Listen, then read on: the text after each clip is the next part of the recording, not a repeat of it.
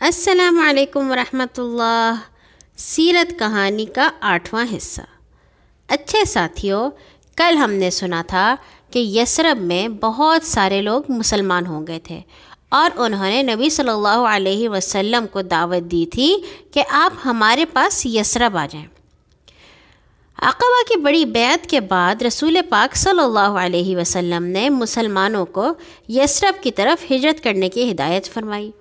چنانچہ چند ایک کے سوا سب مسلمان آہستہ آہستہ مکہ سے ہجرت کر کے یثرب چلے گئے۔ اللہ نے ان مسلمانوں کو مہاجرین کا نام دیا۔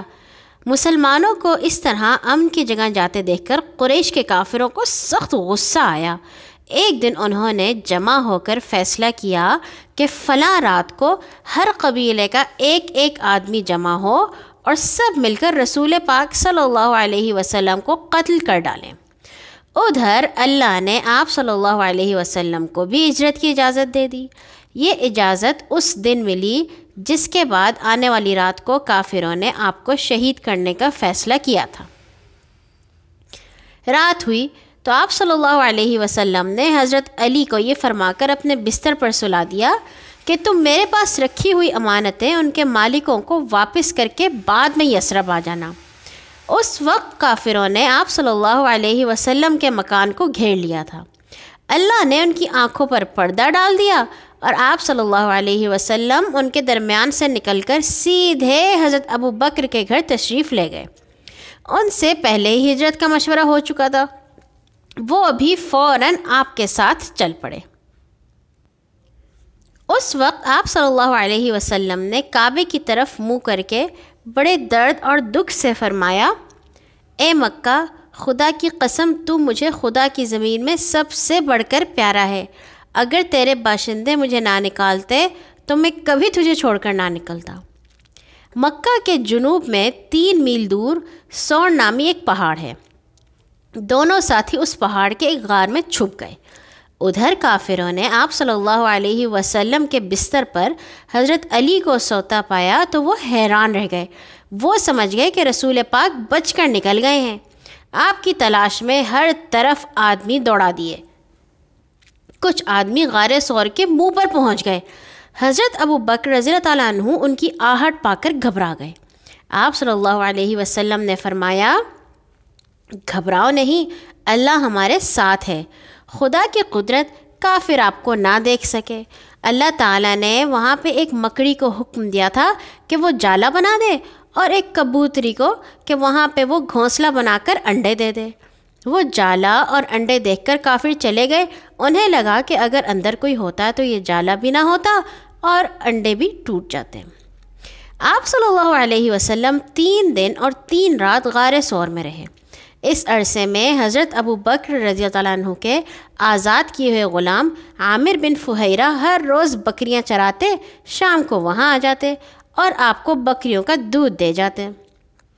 حضرت ابو بکر رضی اللہ عنہ کی بڑی بیٹی حضرت اسماء رضی اللہ تعالیٰ عنہ ہر روز تازہ کھانا پہنچا دیتی۔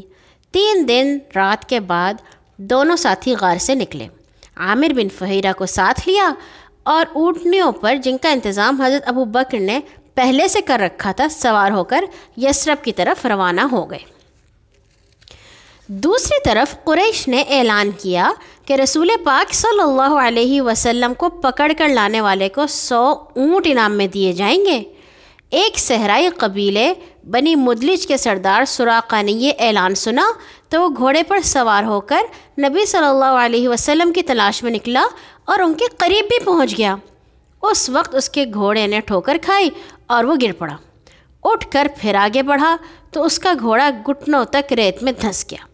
اب سراقہ نے آپ صلی اللہ علیہ وسلم سے گڑ گڑا کر معافی مانگی اور واپس چلا گیا۔ راستے میں ایک جگہ آپ صلی اللہ علیہ وسلم ایک نیک خاتون ام معبد کے گھر کچھ دیر ٹھہرے اور پھر آگے روانہ ہو گئے۔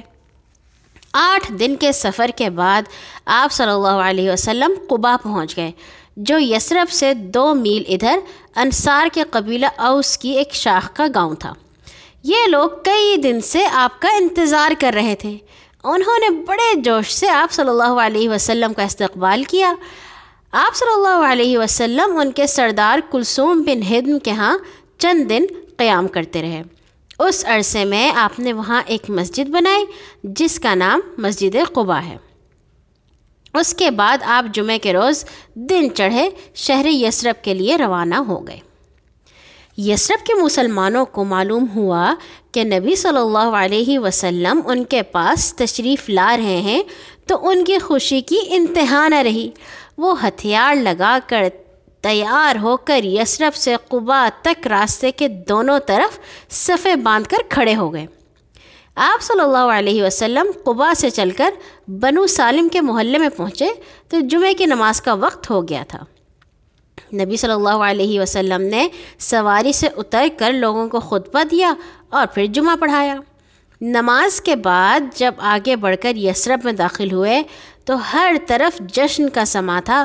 لڑکے بالے اچھل کود کر رہے تھے اور اللہ اکبر اور رسول اللہ آئے کے نعرے لگا رہے تھے۔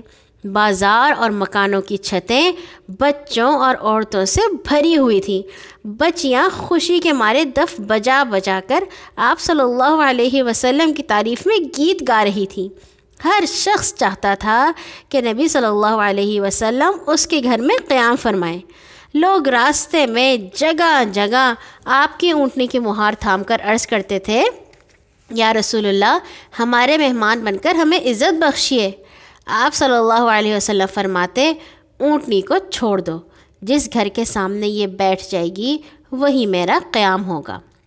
اونٹنی حضرت ابو ایوب رضی اللہ تعالیٰ عنہ کے مکان کے سامنے ایک میدان میں رکی اور وہیں بیٹھ گئی۔ حضرت ابو ایوب کی خوشی کا کوئی ٹھکانہ نہ رہا۔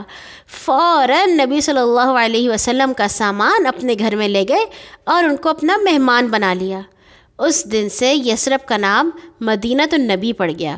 اس کے معنی ہے نبی کا شہر۔ سن ہجری اس واقعے کی یادگار ہے۔ جس میدان میں نبی صلی اللہ علیہ وسلم کی اونٹنی رکی تھی وہ 2 یتیم بچوں کی زمین تھی۔ چند دن بعد نبی صلی اللہ علیہ وسلم نے یہ زمین ان بچوں سے خرید کر وہاں ایک سادہ سی مسجد بنا لی۔ اس کو بناتے وقت دوسرے مسلمانوں کے ساتھ نبی خود بھی اینٹیں اور گارا ڈھو ڈھو کر لاتے تھے۔ یہ مسجد نبوی کے نام سے مشہور ہوئی۔ آج کل یہ مدینہ میں ایک بہت بڑی عالی شان مسجد ہے۔ مسجد کے قریب ہی نبی صلی اللہ علیہ وسلم نے اپنے لیے چند کوٹھریاں بنوائیں جن کو حجرہ کہتے ہیں۔ 7 ماہ بعد آپ صلی اللہ علیہ وسلم حضرت ابو ایوب کے گھر سے ان حجروں میں چلے گئے اور اپنے گھر والوں کو بھی مکہ سے بلا لیا۔ اچھا بچوں، آج کے لیے اتنا ہی۔ کل ہم آئیں گے کہ اس کہانی کے ساتھ کہ مسلمان جب مدینہ میں بس گئے تو پھر انہوں نے کیا کیا۔ اللہ تعالی ہمیشہ آپ کو سنت پہ چلنے کی توفیق عطا فرمائے۔ اللہ حافظ۔